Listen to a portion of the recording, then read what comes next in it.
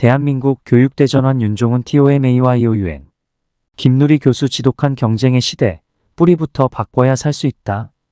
약 2시간 동안 진행된 강의에서 김 교수는 현재의 대한민국 사회를 위기의 시대라고 진단하며 교육대전환이 필요하다고 강조했다.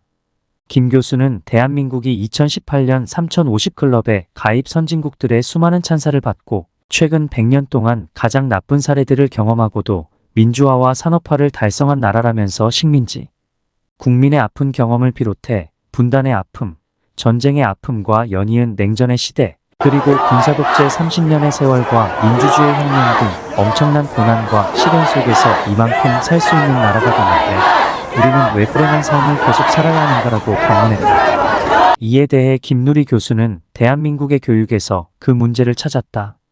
그는 우리 사회는 지독한 경쟁과 서열화된 교육이 끝없는 불평등을 초래하고 있으며 온갖 세대 갈등, 젠더 갈등, 지역 갈등 등 갈등 공화국에서 살고 있다고 해도 과언이 아니다라며 경쟁지상주의, 주입식 교육, 학력이 계급화된 사회, 승자독식 등의 엄청난 문제를 진짜 문제로 보지 않고 당연시 받아들이는 풍토가 더욱 심각하다고 말했다.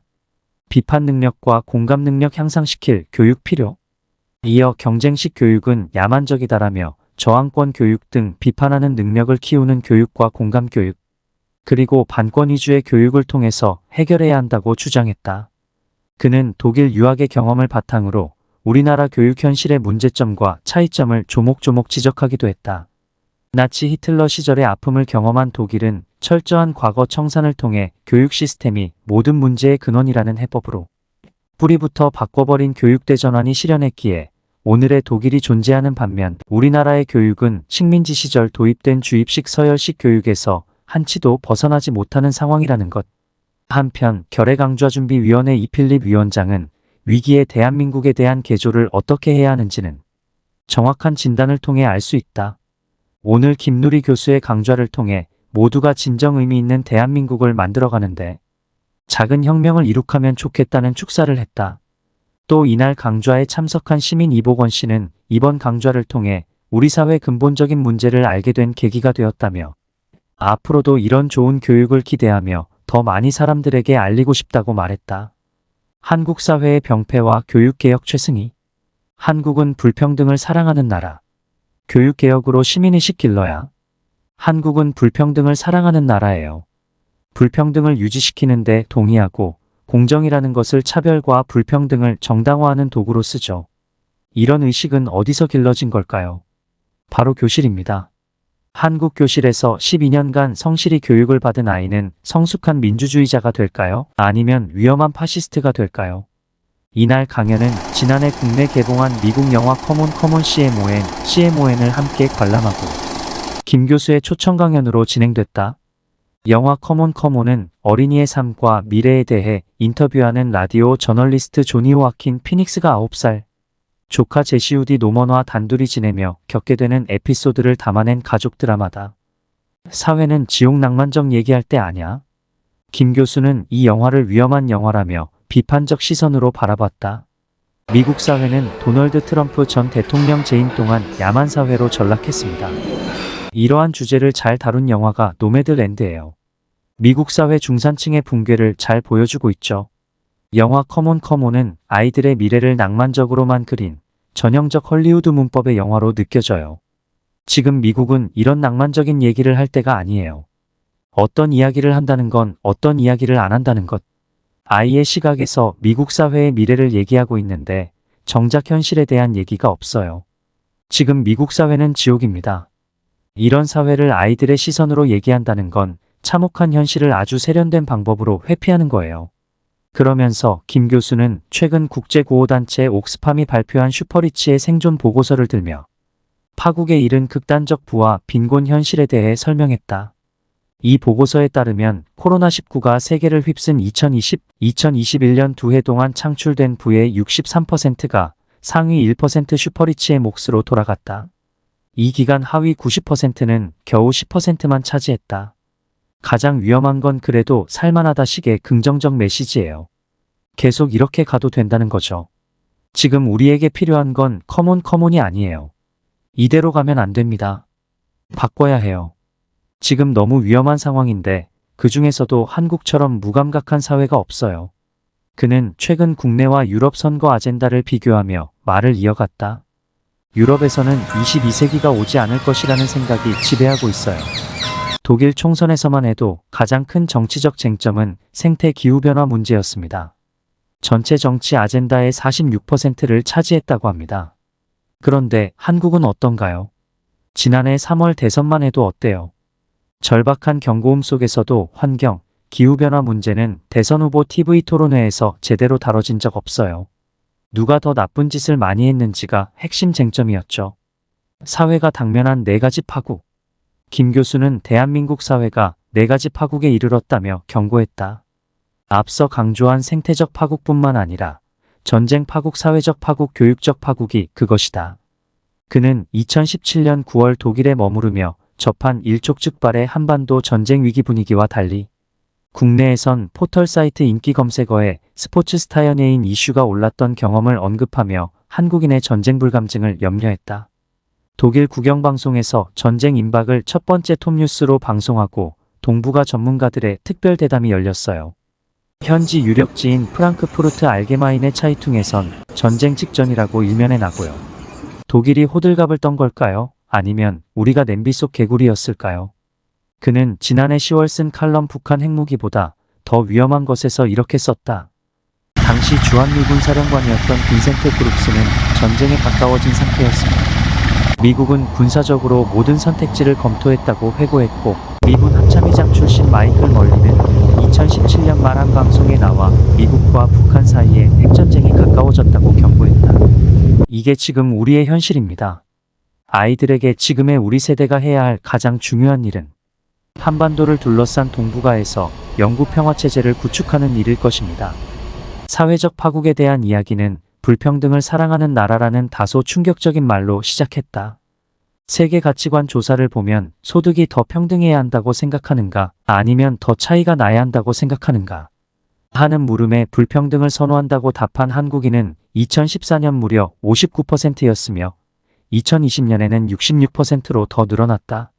이러한 의식은 교실에서 길러지고 있고요. 학교 교육을 잘 받았다는 이른바 전교 1등들을 보세요. 판사, 검사, 의사들이요. 코로나19가 기승을 부리는데도 의사 정원 늘린다니 병원에서 옷 벗고 나와 시위했어요. 양승태 사법부는 또 어땠나요? 사법농단으로 국민을 우롱했죠. 극단적 경쟁 교육과 왜곡된 능력주의가 이런 병자를 만들고 있는 거예요. 김 교수는 더는 교육개혁을 미룰 수 없다며 그 절실함을 피력했다. 독일의 거대한 교육 실험을 예로 들며 교육개혁을 통해 인간을 바꿀 수 있다고 강조했다. 시리아 난민을 받는 문제로 영국이 유럽연합을 탈퇴할 때 독일 메르켈 총리는 100만 명을 받겠다고 했어요. 실제로는 117만 명을 받았죠. 그리고 이듬해 선거에서 독일 국민은 메르켈 총리를 다시 뽑았습니다. 어떻게 이게 가능할까요? 1970년대 시작한 독일의 교육개혁이 이러한 성숙한 시민의식을 길러낸 겁니다. 그 핵심이 경쟁교육은 야만이다는 건데 가장 대척점에 놓인 나라가 바로 지금 한국이죠. 20살도 안 된 아이들이 불행의식에 사로잡혀 삽니다. 우리 아이들에게도 다른 나라의 아이들과 마찬가지로 행복한 유년기, 청소년기를 돌려줘야 한다고 목소리를 높였다. 사로잡혀 삽니다. 이때 아이들은 진심으로 타인을 사랑하는 연애 경험을 하거나 왕성한 지적 호기심으로 예술작품을 향유하고 공유하면서 성숙한 인간으로 자라나야 하는데 지금 한국 사회는 이 모든 걸 못하게 하고 있어요. 아이들을 위한 교육혁명에 많은 분이 관심을 갖고 동참해 주길 간곡히 부탁드립니다. 거대 위기 시대 대한민국 대전환 차원.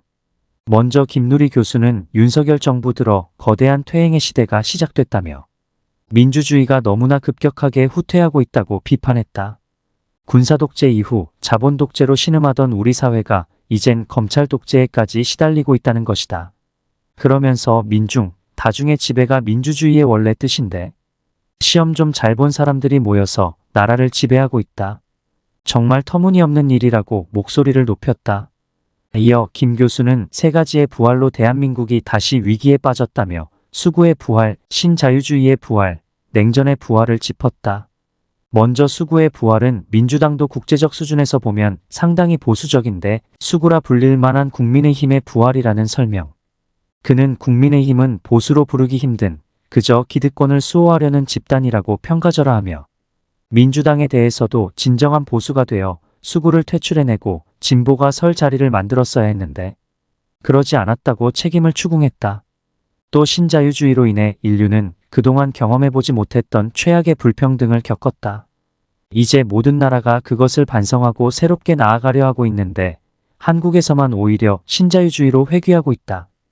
노동 탄압 수준이 아닌 아예 말살시켜버리겠다는 야만적 행태가 이어지고 있다고 강조했고 우리 민족이 다시 냉전 시대로 돌아가 절멸의 위기에 있다고도 언급했다. 자본주의 성장으로 망할 것.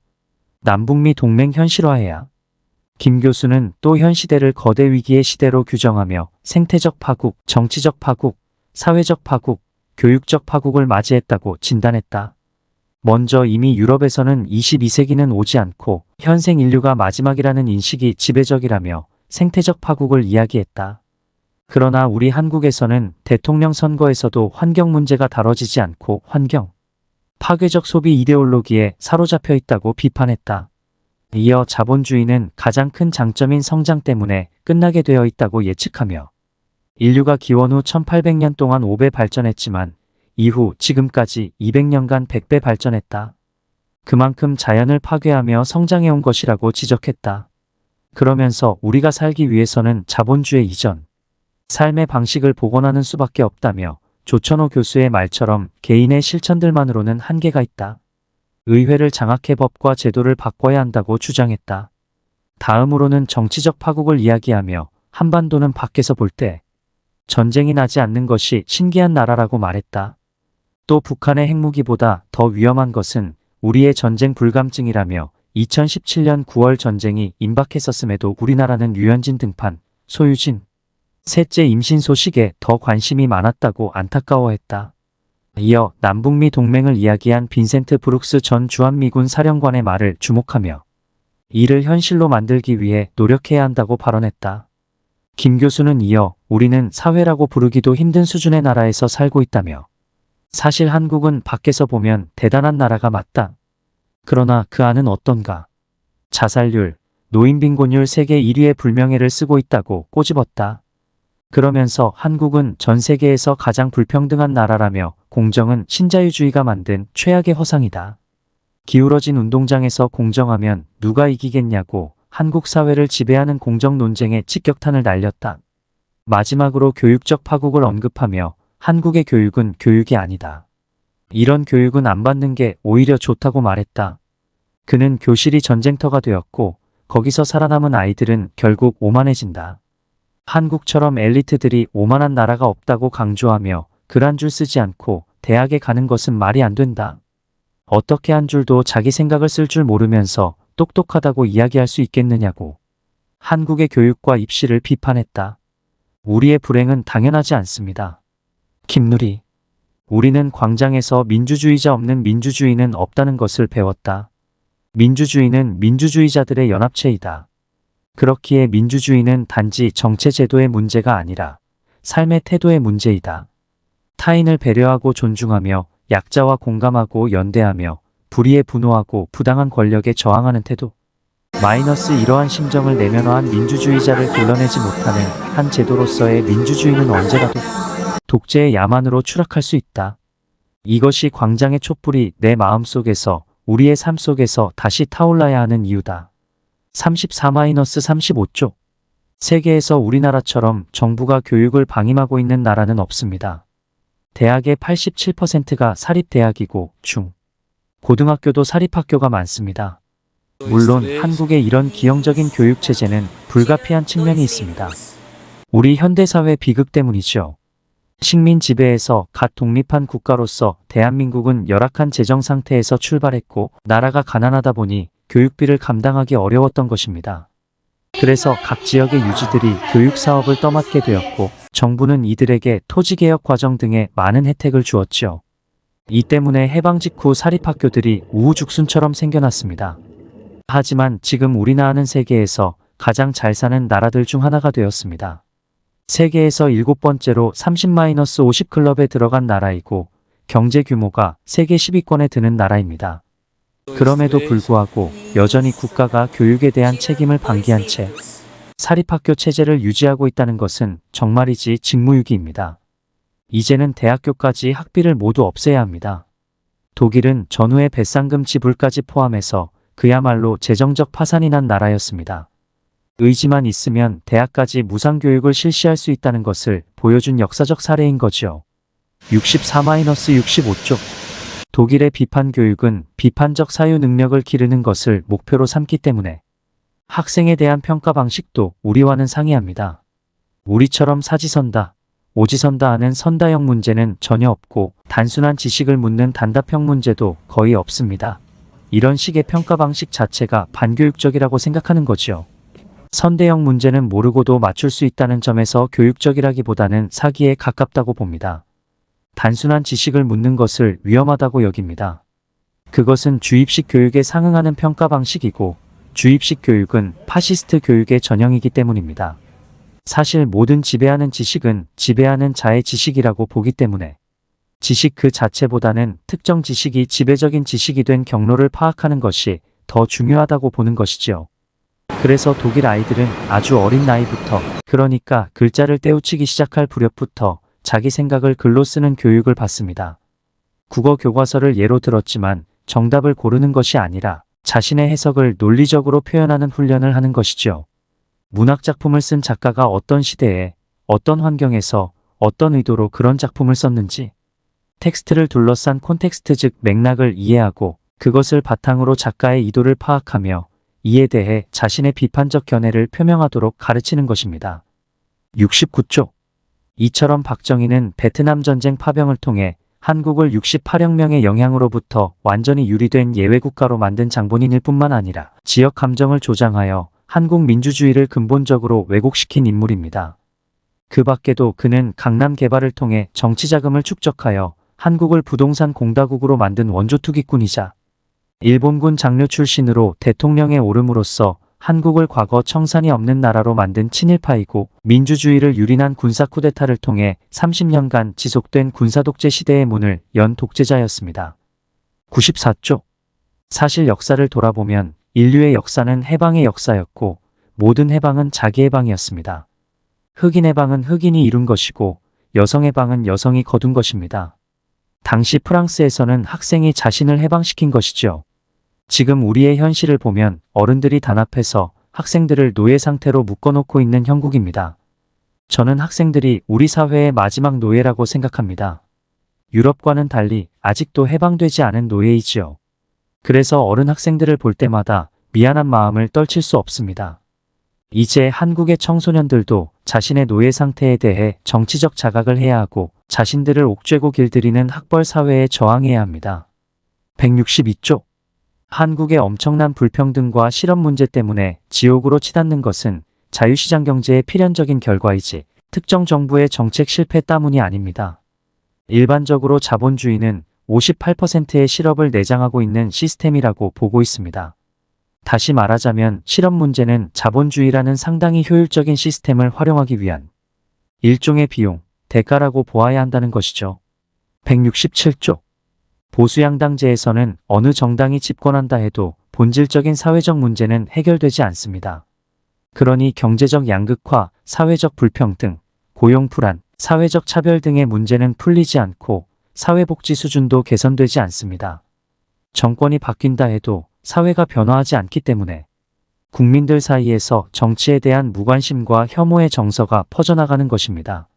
이것을 정체를 통해 현실을 변화시킬 수 없다는 좌절감과 절망감의 표현입니다.